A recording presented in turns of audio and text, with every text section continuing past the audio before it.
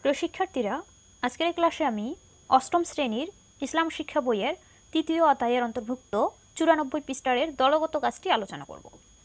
শিক্ষার্থীরা, দলগত কাজে বলা হয়েছে সূরা আল কারিয়াহ শুদ্ধরূপে তেলাওয়াত করবে। এরপর পরস্পরের মধ্যে এই সূরাটির শিক্ষা আলোচনা করবে। শিক্ষার্থীরা, এই সূরা আল কারিয়াহ শুদ্ধরূপে তেলাওয়াত করে এই সূরাটির শিক্ষা আলোচনা করতে হবে। শিক্ষার্থীরা, আমরা প্রথমেই সূরা আল কারিয়াহ অর্থ সহকারে দেখে নেই। আল কারিয়াহ অর্থ হচ্ছে করাঘাতকারী। মাল কারিয়াহ করাঘাতকারী কি? ওয়ামা আরদা কামাল কারিয়াহ করাঘাতকারী সম্পর্কে আপনি কি জানেন? ইয়াউমা ইয়াকুনুন নাসু কাল ফারাসিল মাবসুস যেদিন মানুষ হবে বিক্ষিপ্ত পতঙ্গের মতো। ওয়া তাকুনুল জিবালুকান ইহনিল মানফুস এবং পর্বতমালা হবে ধূলিত রঙিন পশমের মতো। ফাম্মা মান সাকুলাত মাওয়াজিনুহু অতএব যার পাল্লা ভারী হবে। শিক্ষার্থীরা, পাল্লা ভারী বলতে যার নেকি বেশি হবে। ফাহু ওয়াফি ইশাতি রাদিয়াহ সে সুখী জীবন যাপন করবে। ওয়া আম্মা মান খাফা মাওয়াজিনুহু আর যার পাল্লা হালকা হবে উম্মুহুয়াবিয়া তার ঠিকানা হবে হাবিয়া। শিক্ষার্থীরা, হাবিয়া হচ্ছে আরেক ধরনের জাহান্নাম বা দোজখ। জাহান্নাম হচ্ছে 7 প্রকার, হাবিয়া তার মধ্যে একটি। ওয়ামা আরদা কামাহিয়া আপনি জানেন তা কি?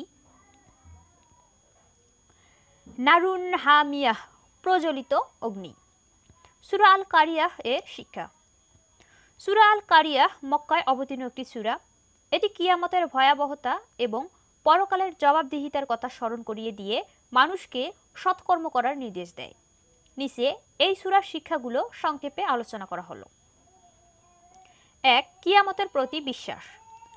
সূরা আল কারিয়াহ কিয়ামতের প্রতি বিশ্বাস স্থাপনের নির্দেশ দেয়। কিয়ামত হলো পৃথিবী ও সমস্ত জীবের ধ্বংসের দিন। 2. পরকালের প্রতি বিশ্বাস। সূরা আল কারিয়াহ পরকালের প্রতি বিশ্বাস স্থাপনের নির্দেশ দেয়। পরকাল হলো মৃত্যুর পরের জীবন। 3. সৎকর্ম। সূরা আল কারিয়াহ মানুষকে সৎকর্ম করার নির্দেশ দেয়।